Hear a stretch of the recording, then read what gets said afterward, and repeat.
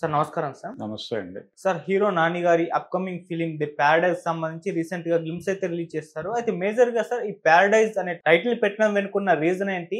అంటే గ్లింప్స్ చూస్తుంటే కాకుల కథలు అని అంటున్నారు. అంటే ఎవరా కాకులు? వాళ్ళకున్న ఆ స్టోరీస్ ఏంటి? ఏం చెప్పబోతున్నారు ఈ సినిమాలో అని చెప్పేసి ఒక చర్చ అయితే జరుగుతుంది.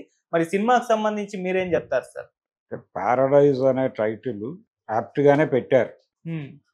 ఎందుకు అలా అనాల్సొస్తుందంటే, 'త్రిశంకు స్వర్గము' అని మనకొక కాన్సెప్ట్ ఉంది హ్మ్. పురాణాల్లో. ఈ 'త్రిశంకు స్వర్గం' విశ్వామిత్ర సృష్టి అంటారు. విశ్వామిత్రుడు ఎందుకు ఆ స్వర్గాన్ని సృష్టించాడు? ఒక స్వర్గం ఉండగా ఇంకో స్వర్గం అవసరమా? అనే చర్చ. ఈ చర్చలో స్వర్గం అనేది కొంతమందికి నిషిద్ధము అనేటువంటి పరిస్థితి ఈ త్రిశంకుడి విషయంలో జరుగుతుంది. హ్మ్. త్రిశంకుడిని సశరీరుడిగా స్వర్గానికి పంపించే ప్రయత్నం చేస్తాడు ఈయన. హ్మ్. దాన్ని స్వర్గం అంటే దేవేంద్రుడు అంగీకరించడు. అంగీకరించకపోవడంతో గొడవ మొదలవుతుంది. గొడవ మొదలయ్యి దాన్ని క్యాస్ట్ ఇష్యూగా మాట్లాడే ప్రయత్నం చేస్తాడు ఆయన. ఎవరు? విశ్వామిత్రుడు. మాట్లాడుతూ అంటే ఇతన్ని శపిస్తాడు వశిష్ఠుడు. నువ్వు చాండాల జన్మెత్తు గాక అని శపిస్తాడు. ఆ శపించినప్పుడు ఈయన శపించడానికి చాండాల జన్మే దొరికినదటయ్యా అని మొదలుపెట్టి రకరకాలుగా వశిష్ఠుడి మీద విమర్శ చేస్తాడు. అందులో భాగంగా మాదిగ కన్య అరుంధతిని మగువని చేసుకున్నది సమాజానికి మసిపూయటానికేనటయ్యా అంటాడు. అలాగే సంస్కర్తని అనిపించుకోవటానికేనటయ్యా అంటాడు. అని వశిష్ఠుడి మీద తీవ్రమైనటువంటి విమర్శ పెట్టి, మీ స్వర్గం కొంతమందికే అని మీరు డిసైడ్ అయినప్పుడు మేము ఆల్టర్నేటివ్ స్వర్గం నిర్మించుకుంటాం. ఈ ఆల్టర్నేటివ్ స్వర్గంలో అందరూ సమంగానే ఉంటారు. ఒక రకంగా సామ్యవాద స్వర్గం అది అని అక్కడ ఈ చర్చ నడుస్తుంది. అందుకని ఆయన త్రిశంకు స్వర్గం పేరుతో ఒక సృష్టి చేస్తాడు. తన తపో మహిమ, తన తప్పు బలం అంతా అలా వినియోగించేస్తాడు ఆయన.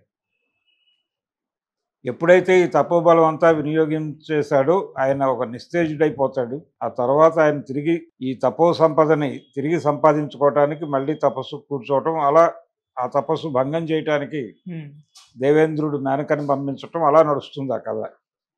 అయితే ఈ త్రిశంకు స్వర్గము నిర్మాణము అనే కాన్సెప్టే ఈ స్వర్గము అని ఏదైతే ఉందో అక్కడ కొంతమందికే ఆధిపత్యం, మిగిలిన వాళ్ళకి ఎంట్రన్స్ లేదు అనే దాని దగ్గర గొడవ మొదలవుతుంది. మొదలై మీరు ఎలో చేయనటువంటి బడుగు బలహీన వర్గాలందరికీ నా స్వర్గం ఉంటుంది అనేది ఆయన చెప్తాడు. అలా త్రిశంకు స్వర్గం అని ఒకటి మన పురాణాల్లో రెఫరెన్స్ ఉంది. ఇది కూడా మా స్వర్గాన్ని మేమే నిర్మించుకుంటాం అని విశ్వామిత్రుడు ఏ కాన్ఫిడెన్స్తో అయితే అన్నాడు, అదే కాన్ఫిడెన్స్తో ఈ కింది కులాలని అణగదొక్కుతున్నటువంటి కులాల మీద యుద్ధం ప్రకటించినటువంటి హీరో మా స్వర్గాన్ని మేమే నిర్మించుకుంటాం అని ఉండొచ్చు కదా సినిమాలో. అందుకని ఆ కోణంలో ఒకవేళ ఆలోచించి ప్యారడైజ్ అనేటువంటి టైటిల్ ఖాయం చేసి ఉండొచ్చు. చేయటానికి స్కోప్ ఉంది. అంటే వాళ్ళ గ్లిమ్స్లో చర్చించింది అణిచివేయతకి గురైనటువంటి వర్గాల నుంచి పుట్టినటువంటి ఒక వర్గం కాదు, కులాలే. అణిచివేతకి గురవుతున్నటువంటి కులాల నుంచి ఒక గొంతు లేచింది. ఆ గొంతు మాట్లాడుతుంది, ఆ గొంతు దెబ్బలాడుతుంది అన్న పద్ధతిలో ఒక తల్లి తన కొడుకు గురించి మాట్లాడినటువంటి ఒక నేపథ్యాన్ని వీళ్ళు ఆ గ్లిమ్స్లో చూపించారు. దానిలో ఒక ఆక్రందన ఉంది, ఒక ఆక్రోశం ఉంది, ఒక ఆగ్రహం ఉంది. ఇప్పుడు బూతుగా ప్రపంచం మాట్లాడుకుంటున్నది కూడా ఒక ఆగ్రహ ప్రకటన మాత్రమే, అది బూతు కాదు.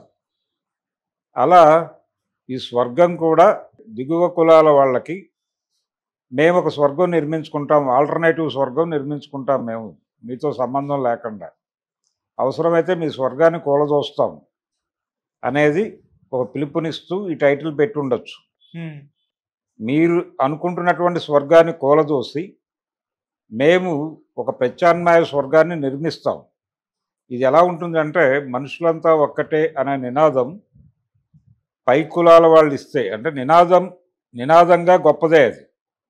కానీ ఆ నినాదం ఇచ్చిన వ్యక్తి కులమేమిటి అనే దాన్ని బట్టి అది ఏం చేస్తుంది అనేది ఆలోచించాలి.